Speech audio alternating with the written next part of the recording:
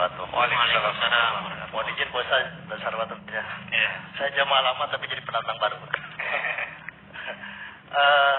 Saya sangat senang sekali mendengarkan tausiah dari Bapak Ustaz berdua ini. Ada hal yang cukup menggelitik buat saya. Ya, yang saya garis bawahi adalah antara sunnah dengan hukum yang bisa berubah di tengah jalan. Tadi Pak Ustaz mengatakan begitu.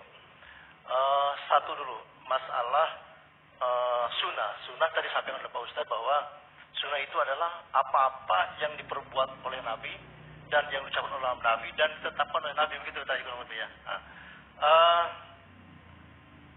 Saya ingin tanya bahwa kalau di luar sunnah itu yang ditetapkan oleh Nabi dibandingkan namanya bid'ah gitu kan. Nah, bid'ah itu bisa diartikan tidak sah atau mubazir. Nah, apakah yang dibilang bid'ah itu ada hal-hal yang mendapatkan pahala atau tidak itu tadi? Menurut hukum, apakah bid'ah itu bisa mendapatkan pahala atau tidak? Itu satu. Yang kedua mengenai hukum yang berubah di tengah jalan. Mohon maaf, ini kan kajian ilmiah, agak ngeri juga saya bertanya. 4 tahun yang lalu catatan saya masih ada dari Pak Ustaz Syarwat ajarannya mengenai pernikahan tadi. Hukum nikah, kontrak, nikah sirih, dan nikah sebagainya. Yang saya garis bawahi adalah nikah sirih. Nikahsirih.com. Nah, baru saya lihat tadi di TV ya, jam 5 sore. Bahwa nikah sirih itu menurut Pak Ustaz kan dikatakan bahwa nikah sirih adalah resmi menurut agama, tidak resmi menurut hukum pemerintah karena tidak ada surat. Dengan berkembangnya di tengah jalan seperti ini, tadi saya baca di TV, lihat di TV bahwa ternyata nikah sirih itu disalahgunakan. Jadi nikahsirih.com itu udah online rupanya. Tapi di situ nikah tidak berarti berniat baik tentunya. Karena nikah sirih itu online itu ternyata digunakan oleh perempuan-perempuan yang ingin menjual keperawanannya tentunya. Sehingga dia pasang tarif dan sebagainya. Bahkan nikah sirih bisa lewat online. Yang penting harga sesuai kan gitu. Nah, artinya berarti nikah sirih dengan perkembangan seperti ini bisa digagalkan atau tidak? Jadi gugurkan itu. Terima kasih. Assalamualaikum warahmatullahi wabarakatuh. Waalaikumsalam warahmatullahi wabarakatuh. Baik, yang pertama silakan. Alhamdulillah, saya diingatkan tentang pertanyaan tentang bid'ah. Saya teringat perkataan ustadz saya, Syekh saya ketika di Pakistan. Beliau mengatakan, ini ketika kita ngaji usul fiqh, bid'ah itu bukan hukum. Hukum dalam Islam itu cuma 5. Kalau menurut mayoritas ulama, menurut mazhab Syafi'i, Maliki, dan Hambali itu hukum itu ada 5. Pertama, wajib. Yang kedua, apa? Sunnah. Yang ketiga, mubah. Yang ketiga, makruh. Yang keempat, yang kelima, haram. Jadi 5 hukum. Kalau kata mazhab Hanafi, hukum itu ada 7.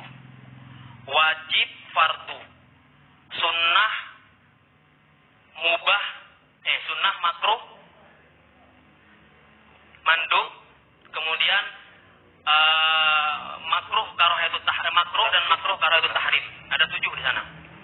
Tapi semuanya esensinya sebenarnya sama saja.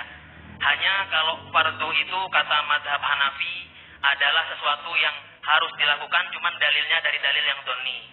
Kalau makruh karahatul tahrim itu adalah makruh yang dalilnya dari dalil dhonni dan itu mendekati kepada keharaman. Itu saja. Bedanya seperti itu, esensinya sama. Bid'ah ada di mana? Di antara 5 sama yang 7 ini nggak ada nama-nama bid'ah loh, Pak. Ternyata bid'ah itu adalah sifat kepada setiap perbuatan. Maka Imam Izzuddin bin Abdissalam, saya lupa nama kitabnya, Qawaidul Hakam fi Masalihil Anam, itu mengatakan bid'ah itu adalah segala perbuatan, pokoknya perbuatan, segala amaliyah yang memang tidak ada di era Nabi. Nah, dari situ timbul pertanyaan, apakah kalau Nabi tidak mengerjakan hukumnya adalah haram? Sebelum kita beranjak ke sana, kita pahami dulu haram itu apa. Haram itu adalah segala sesuatu yang apabila dikerjakan mendapat dosa, ditinggalkan berpahala. Nah, bagaimana mengidentifikasi keharaman? Pertama, dalam Al-Quran atau As-Sunnah, dalam nusus untuk mengidentifikasi keharaman itu dilihat dengan kata-kata hurrimat atau diharamkan.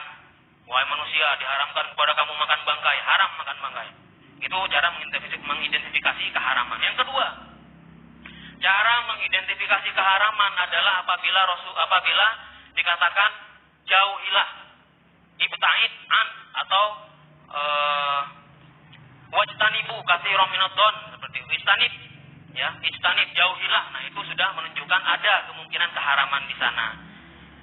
Kemudian dipastikan itu sudah pernah dilakukan, kemudian dikatakan jangan lakukan ini lagi. Seperti apa? Nikah mut'ah. Pernah dilakukan, kemudian diharamkan untuk melakukan lagi. Nah, itu sudah dikatakan haram. Nah, mengidentifikasi haram banyak caranya, kata para ulama. Tapi di antara cara-cara itu tidak ada tuh yang menunjukkan bahwasanya kalau ditinggalkan oleh Nabi atau tidak dilakukan oleh Nabi maka hukumnya haram. Tidak. Karena kenapa?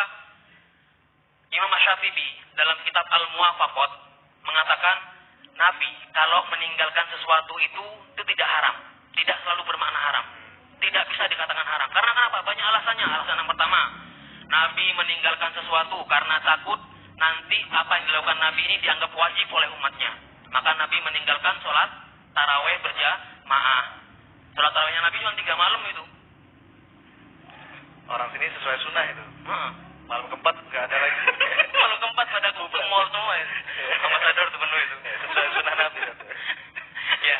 Kemudian yang kedua, Nabi meninggalkan sesuatu karena Nabi tidak suka untuk Nabi sendiri, tapi yang lain boleh mengerjakan. Makan bob itu semacam binatang padang pasir ya. Kadal padang pasir. Itu sahabat makan itu. Rasulullah nggak mau makan. Tapi nggak diharamkan sama Rasulullah. Nah, dari sini kata siapa? Imam Syafi'i, tidak bisa dikatakan bahwasanya apa yang tidak dilakukan Nabi, apa yang ditinggalkan Nabi itu adalah haram. Tidak. Bisa jadi yang ketiga, Nabi meninggalkan atau tidak mengerjakan sesuatu karena ada sesuatu yang afdol dikerjakan. Jadi kalau dalam perang itu ada orang-orang munafik yang keluar dari jamaah perang, itu dihalalkan untuk dibunuh, Pak. Tapi Rasulullah tidak mau membunuh orang-orang munafik itu. Karena kenapa? Akan banyak madorot yang timbul nantinya gitu. Ada yang nanti takutnya orang-orang muslimat yang menjanda dan lain sebagainya, kan susah mau dipoligami. Nah, seperti itu. Jadi ulama itu sepakat bahwasanya keharaman itu bisa diidentifikasi dengan banyak cara, tapi tidak dengan cara kalau Rasulullah, dan kaidah kalau Rasulullah meninggalkan atau Rasulullah tidak mengerjakan, tidak. Beralih kepada bid'ah, tadi saya katakan bid'ah itu adalah sifat, dia bukan hukum.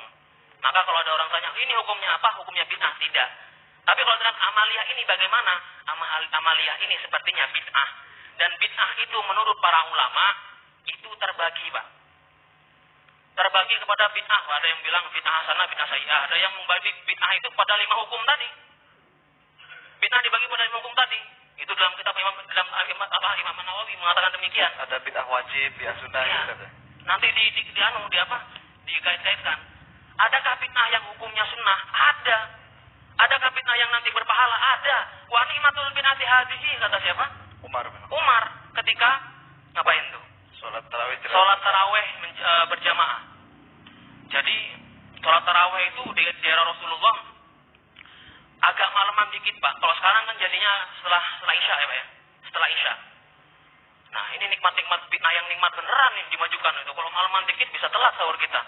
Apalagi di negara-negara yang musim panas itu panjang musim panasnya, durasinya untuk bisa sahur itu untuk makan itu cuma kadang-kadang 6 jam saja. Nggak tidur kita. Jadi kalau misalkan agak dimalemin tuh tarawehnya, wah sudahlah itu.